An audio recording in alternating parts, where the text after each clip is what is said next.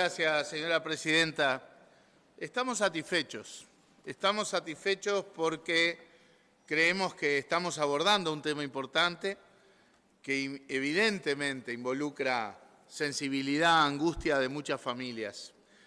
Y creemos que todos salimos satisfechos, pero también todos salimos con esa sensación de que podía haber habido cosas que fueran diferentes. Yo lo primero que quiero dejar en claro es que todo lo que contiene el proyecto podía hacerse sin ley. Nosotros tenemos realismo político y por eso trabajamos y contribuimos a hacer una mejor ley de los proyectos que habíamos analizado. Pero igual quiero dejar esa constancia. Todo esto que está en el proyecto se podía hacer con la voluntad política, no del Banco Hipotecario, desde el Poder Ejecutivo, ¿verdad?, que podía implementar lo que dice la ley sin necesidad de ley. Pero ese, en última instancia, es una formalidad. Lo que sí quisiera aclararle al senador preopinante es que yo no era partidario de hacer esto por ley, no porque venga del palo bancario. Yo vengo del palo de los intereses del país y de las familias uruguayas. Tampoco me pliego a los discursos antibancarios, porque sabemos lo que sufrió la sociedad uruguaya cuando hubo una quiebra bancaria. Y abonar las quiebras bancarias, a la larga, tienen costos tan dramáticos, ¿verdad?, que no podemos olvidarlo ni soslayarlo. ¿Hay un origen de estas cosas? Sí, hay un origen de estas cosas. ¿Es necesariamente la moneda? Yo tengo dudas. Yo creo que estaríamos en circunstancias similares, quizás en momentos distintos, si las deudas hubieran sido en otras monedas, en dólares, como en algún tiempo hubo, en UIs después o en URs. Claro, en periodos donde los salarios reales suben significativamente, y ni que hablar que eso ocurrió entre 2005 y 2018, de manera muy significativa. Los salarios subieron en términos reales, o sea, por encima de la inflación, alrededor de un 55%. Y por supuesto que eso genera un impacto, no tanto en un tema de los intereses, sino en un tema de la magnitud del capital adeudado. Porque esa es la característica que tiene tomar créditos en monedas que se reajustan, que no es solo un tema de los intereses, es un tema de cómo se reajusta el capital. Yo entiendo que el origen está en que cuando hubo crisis, varias, del 80 y poco para acá, no se tomaron las resoluciones de refinanciaciones correspondientes que resolvieran el tema. Porque por razones políticas seguramente, bueno, obviamente había un problema masivo de una crisis que los trabajadores y las familias sufrían y que no estaban en condiciones de afrontar las cuotas del banco hipotecario. Bueno, en vez de avanzar y sincerar la situación en cada momento, se inventaron adefesios, como el de vení, pagá lo que puedas y el resto te lo mando para el final, los famosos colgamentos. Y se llegó a dar las situaciones tan absurdas como que como lo que se iba pagando no alcanzaba a cubrir los intereses, la gente pagaba y al final debía más de lo que se había endeudado originariamente. O sea, en buena medida tenemos esta situación porque en su momento, en situaciones de crisis, cuando la gente masivamente no podía afrontar las cuotas del hipotecario, no hubo soluciones en ese momento, en esos momentos, que sinceraran la situación, y fue un patear para adelante de manera grosera, masiva, porque ya digo, hubo mecanismos que llevaban a que en realidad la gente pagaba y en vez de disminuir su deuda, la misma se acrecentaba. Al punto tal de que el banco hipotecario terminó cerrando, porque terminó quebrado. Se habla de los 4 bancos privados que quebraron en 2002. Bueno, hubo un quinto banco más grande que todos los 4 privados, que también quebró, que fue el Banco Hipotecario. Banco Hipotecario que en nuestra interpretación había sido un instrumento de clientelismo, había sido un instrumento de confusión de roles, porque era banco, era empresa constructora, era canalizador de subsidios, tenía vínculos privilegiados con toda la estructura de promoción de construcción de vivienda. O sea, tenía todos los roles mezclados. No había forma que eso terminara bien. Y además, el 40% de los créditos que se daban en el banco hipotecario lo daba directamente el directorio, prácticamente sin análisis de las carpetas. Fue grande la sorpresa cuando veíamos la cantidad de préstamos otorgados, cuando ingresamos al gobierno y al banco hipotecario en particular, en donde la información de las carpetas era ínfima, totalmente insuficiente como para tomar una decisión sobre un crédito. Esa es la historia del banco hipotecario hasta que cerró. ¿Y cómo no iba a cerrar? Porque hasta en momentos de crisis, cuando la banca privada pasó a tener morosidades de 5, 6%, el Banco República 10, 12%, la morosidad en el banco hipotecario era del 70%. El banco cerró. Difícilmente pueda considerarse que hasta ese momento tenía prácticas abusivas cuando quebró. Quebró por su manejo clientelar previo y por las circunstancias, obviamente, que gatillaron la situación en la crisis, sobre todo en el 2002. En los gobiernos del Frente procuramos una reforma organizacional en este tema para que el banco sea banco, para que la canalización de subsidios se hiciera a través de una nueva institución que se creó, que es la Agencia Nacional de Vivienda, y que las definiciones de política de ayuda, de subsidios para los préstamos, para los alquileres, de rebajas, se hiciera como se debe hacer desde el Ministerio de Vivienda a través de la Agencia de Vivienda, explicitados en el presupuesto nacional. Y el banco quedaba como un organismo bancario, acotado a un organismo bancario. Por eso nosotros no nos sumamos a la crítica descarnada de las autoridades del banco hipotecario que hacen lo que institucionalmente, lo que su mandato institucional les indica, que es defender al banco como tal. Vuelvo a decir, si todo esto se quería hacer, no precisaba ley, se podía haber hecho desde decisiones del Poder Ejecutivo. Pero bueno, vuelvo al tema del realismo político y estamos aquí llegando a un acuerdo, Por otro lado, ha habido cambios desde los planteamientos iniciales de este tema, porque ha habido también una pequeña historia en estas cosas.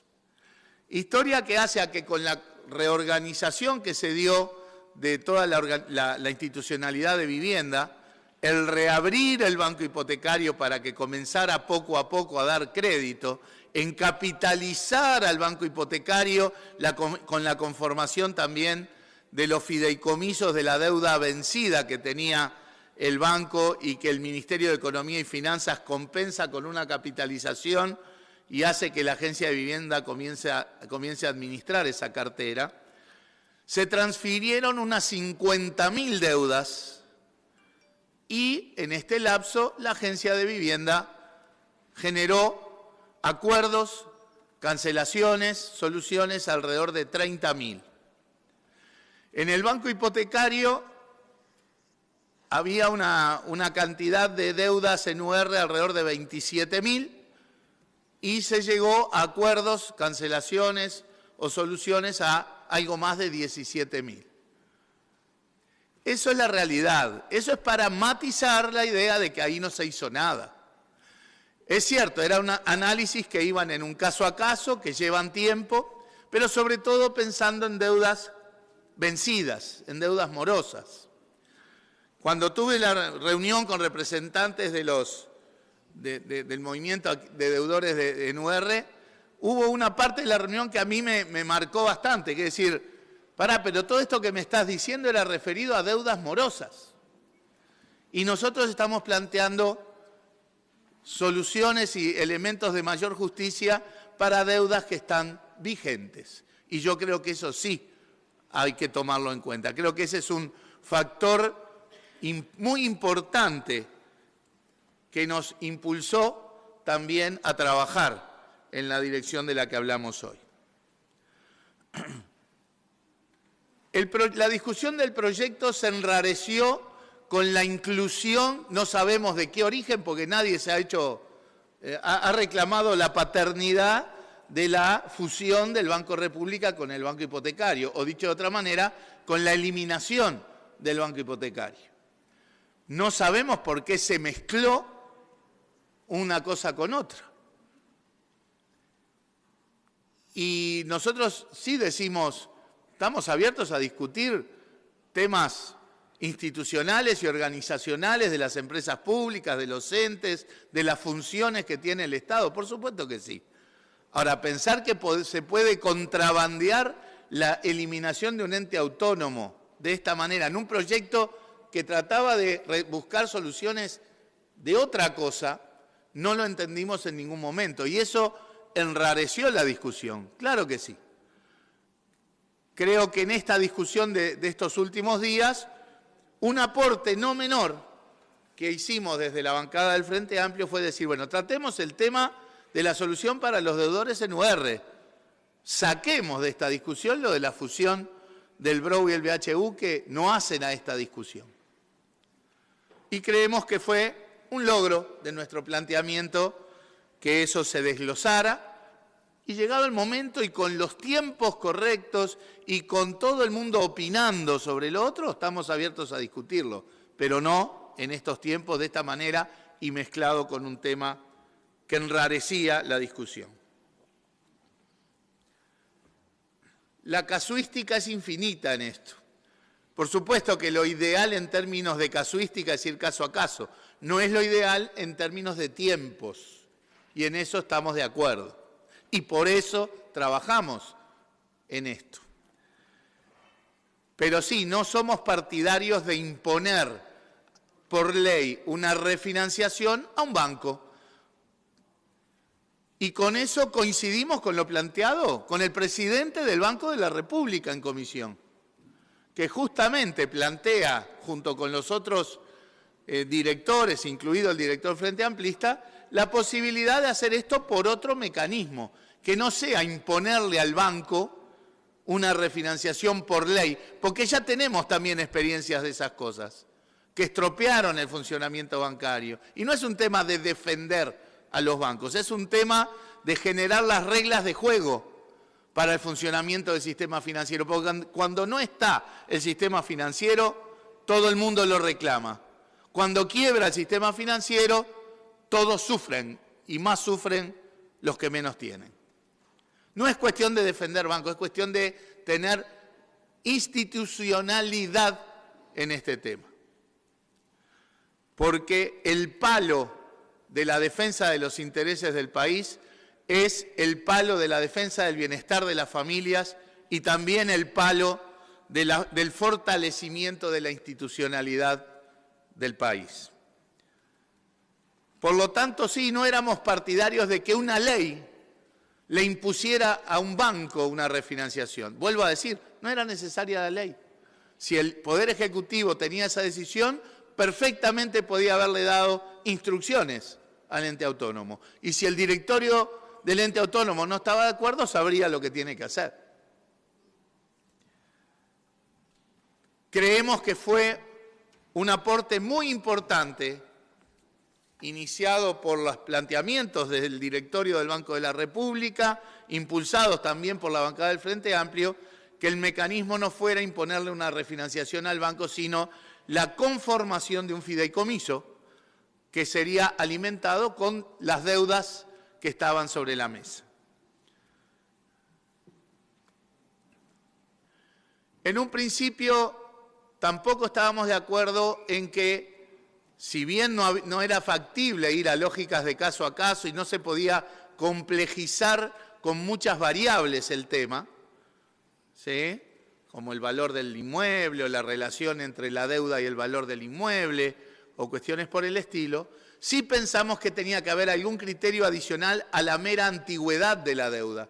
Porque que una deuda sea del 83 o del 93 no dice más que eso, que fue contratada en el 83 o en el 93.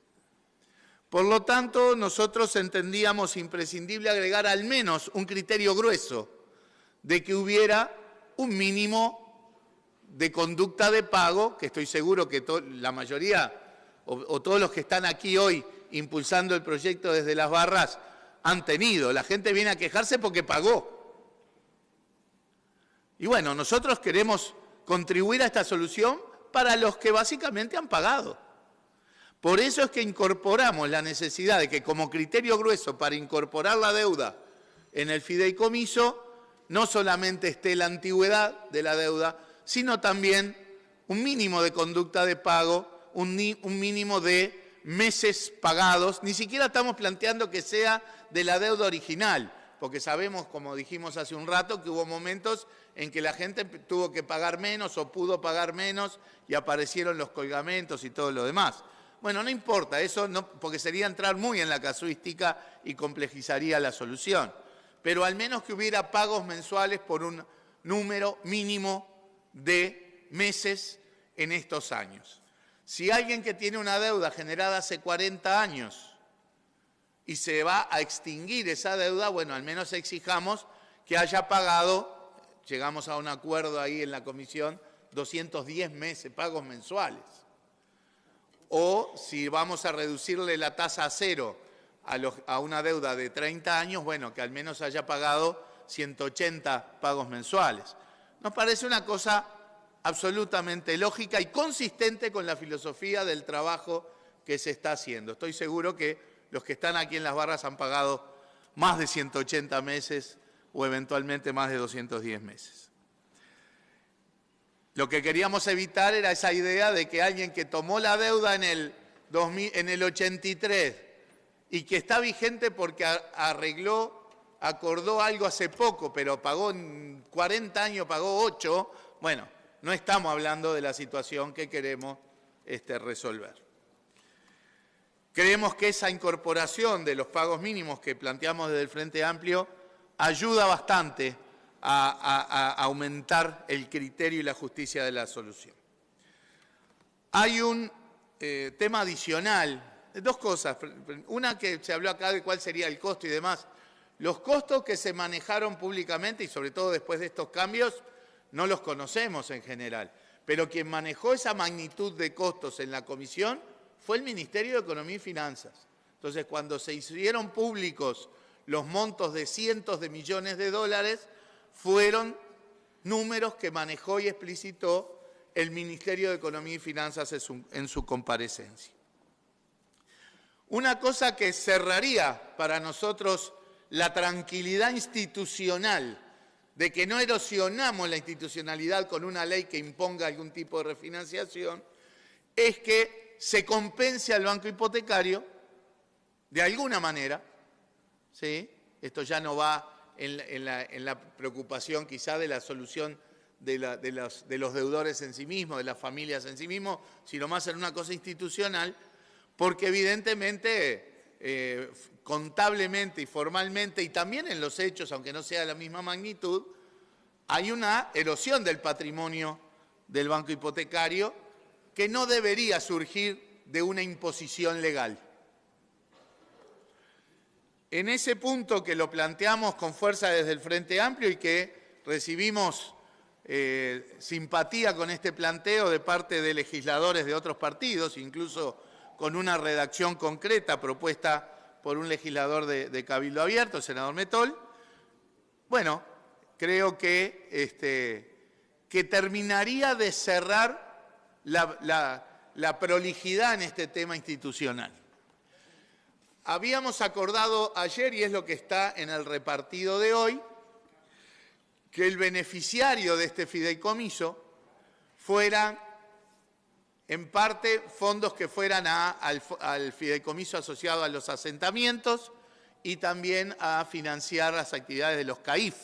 Y nosotros vimos eso con muy buena cara. Compartimos totalmente de manera inmediata ese punto. Y que el resto, sobre todo las deudas que iban desde la Agencia de Vivienda, fueran a rentas generales, fueran al Ministerio de Economía y Finanzas. Ahí también hubo preocupación de nuestra parte de que lo que perdía la Agencia de Vivienda en la propia gestión de estas carteras, y entiendo que se ha hablado ahora de modificar el proyecto en términos de que esa parte de las deudas de la Agencia de Vivienda, cuya recuperación iría al Ministerio de Economía y Finanzas, no, en lugar de ir al Ministerio de Economía y Finanzas, vaya a la Agencia Nacional de Vivienda. Eso lo vemos bien. Para nosotros sigue pendiente la solución de tener algún mecanismo de compensación al banco hipotecario, ya lo digo, por un tema sobre todo de carácter institucional, y compartíamos una redacción que se distribuyó en la comisión con iniciativa del senador Metol, en donde planteaba que el Ministerio de Economía compensará al banco hipotecario y que podía hacerlo incluso a través de créditos fiscales, es decir, en un largo plazo y en función de las obligaciones fiscales esto no cambia en absoluto la situación para los deudores. No cambia en absoluto la situación para los deudores. Es un tema de que algún mecanismo de compensación tiene que haber. Sé que se están barajando en este momento alternativas bueno, obviamente las analizaremos cuando estén sobre la mesa, pero creemos que esa es la parte del proyecto que terminaría de cerrar una solución que va a beneficiar o a culminar con las angustias de muchas familias, y eso es lo que nos mueve, que creemos que tiene razonabilidad, dado que la situación tiene sus orígenes, pero tiene una realidad hoy, que es la que tenemos que atender con los tiempos del hoy, pero que también tiene que cerrar con una pulcritud institucional que no genere un antecedente que es que se imponen por ley refinanciaciones o extracciones de patrimonio de ningún banco y mucho menos de un banco estatal. Por lo tanto, nosotros estamos satisfechos de haber trabajado y contribuido a una mejor solución en esta dirección. Quedan estos puntos abiertos, ¿sí? Y bueno, obviamente, si bien me he sentido tocado por eso de los economistas, los abogados y demás, creo que, bueno, podemos analizar en profundidad los informes. Yo no coincido enteramente con lo planteado por el senador Botana, en algunas partes sí, pero creo que no es el ámbito acá para estar media hora analizando un informe de consultores. En todo caso, acá lo que importan son los posicionamientos políticos, cómo se trabajó en el proyecto y el proyecto que va a salir, ¿verdad? Porque si no, habría que ponerse a analizar todos los informes que hay en la vuelta, ¿verdad? Yo no escuché una larga exposición, ¿verdad?, con respecto a un informe de esa misma consultora cuando trabajaba para Catón Nasí, por ejemplo. Pero justamente, este no es el tema de discusión, ¿verdad? El tema, lo importante creo que es que hemos logrado trabajar con aportes de todos los partidos políticos para lograr una mejor solución que aborda, ¿verdad?, que aborda una problemática real, que ayuda y contribuye a que muchas familias, bueno, reduzcan su angustia, su incertidumbre, eso es muy bueno, y que procuramos que haya un cierre institucional también adecuado, porque nos importa y mucho. Porque, reitero, no somos del palo bancario, somos del palo del país. Nos preocupa el bienestar de las familias uruguayas y nos preocupa la fortaleza de la institucionalidad del país. Así que estamos satisfechos con este trabajo. Cerremos de la mejor manera posible este último punto que todavía está abierto y creo que va a ser una buena jornada para este Senado. Muchas gracias, señora presidenta. A usted.